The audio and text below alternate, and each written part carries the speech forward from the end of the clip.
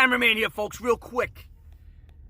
I got a story time coming up, but before I do that, I just want to run something past you guys.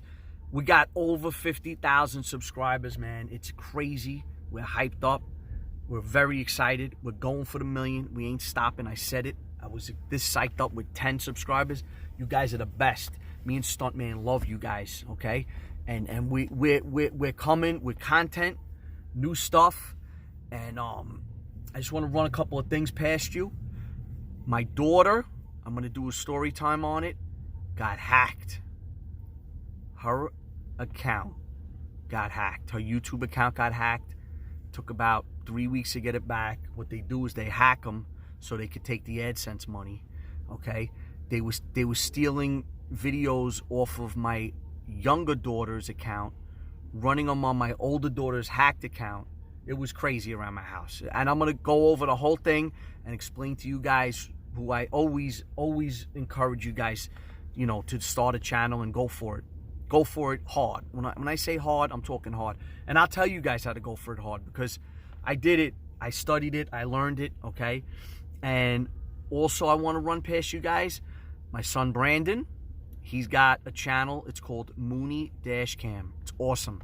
He goes around all these different areas in Queens, New York, Brooklyn, the Bronx, and he does dash cam tours, and he tells you about the area, the whole history of the area, and he's got that dash going, and he's all over the place. Beautiful areas, ghettos, you name it, he goes through it.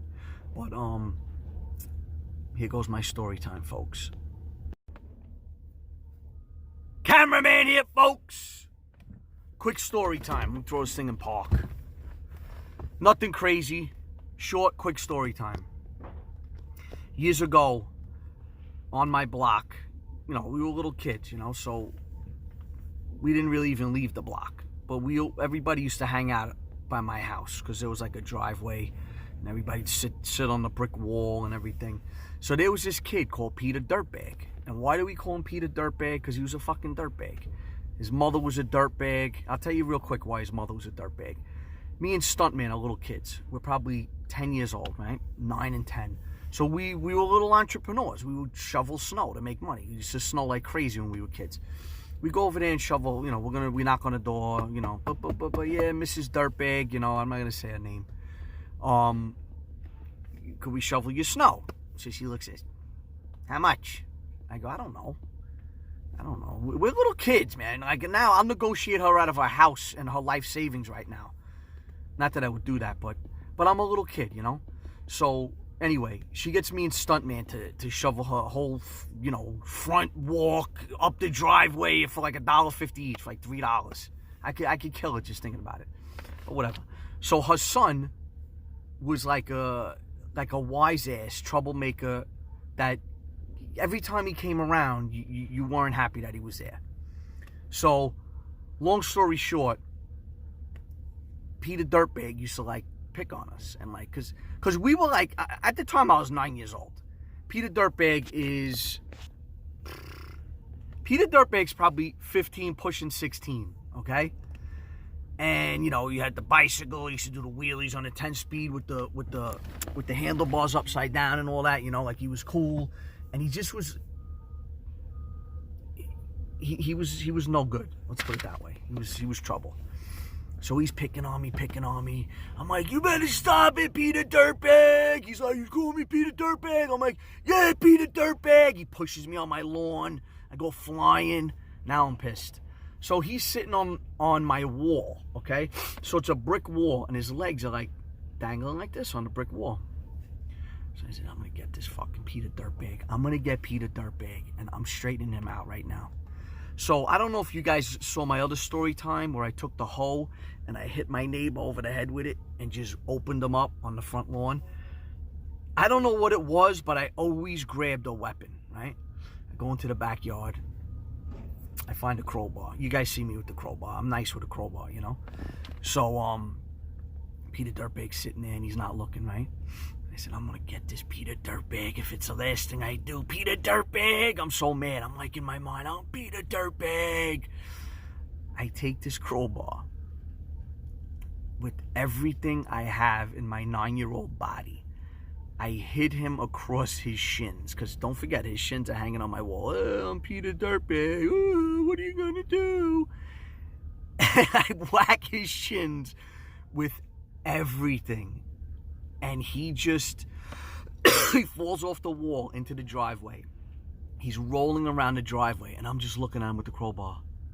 And I dropped the crowbar, and I knew I was in over my head, guys. I knew I was done. I book. So I run around the back, up my driveway, but I'm hauling ass. I go around the back of the house.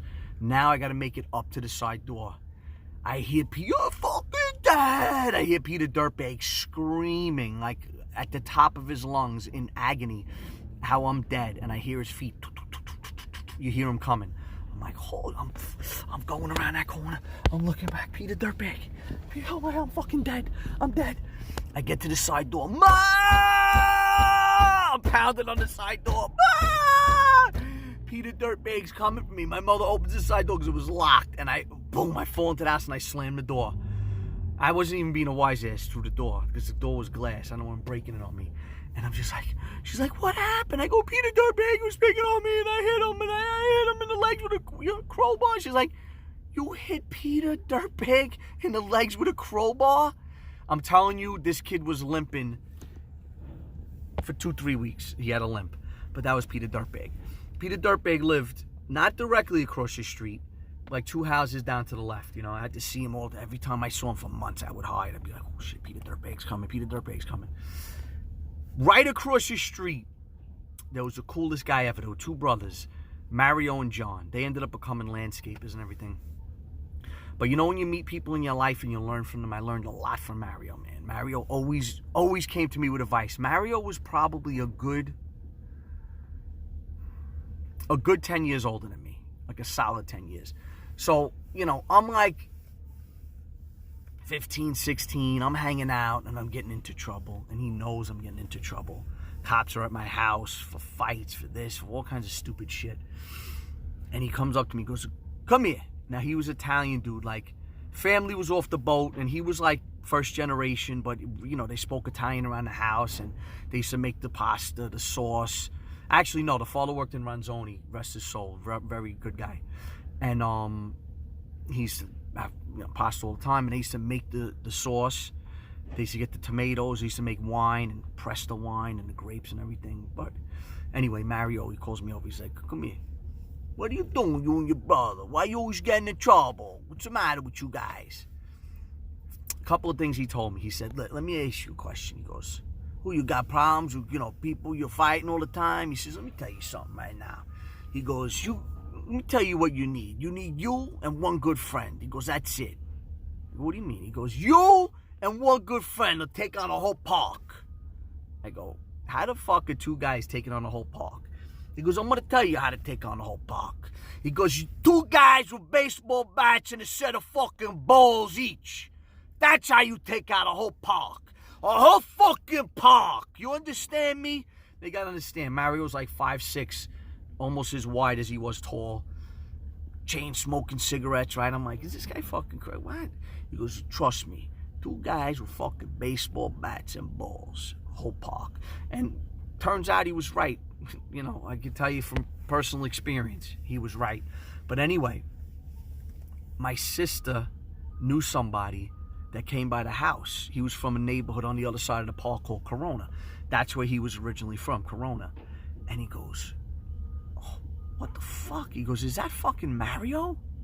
So I'm like, yeah, why? What about him? He goes, yo, that motherfucker's one of the toughest guys I ever met in my life, man. He don't give a fuck. He'll fight anybody. He'll fucking brawl with 10 guys. He don't give a shit. And I'm like, wow. Because I didn't know Mario like that. I knew Mario as the neighbor across the street, you know. Another thing he told me, and I want to tell you guys this, I'm going to pass it on, because when I learned something from somebody, I like to teach you guys. He told me when he was older than me and I was young, and I'm going to spread it out to you guys. He said, let me talk to you a second. I go, what? He goes, you see all your fucking friends? He goes, you get in trouble with them. The cops are here.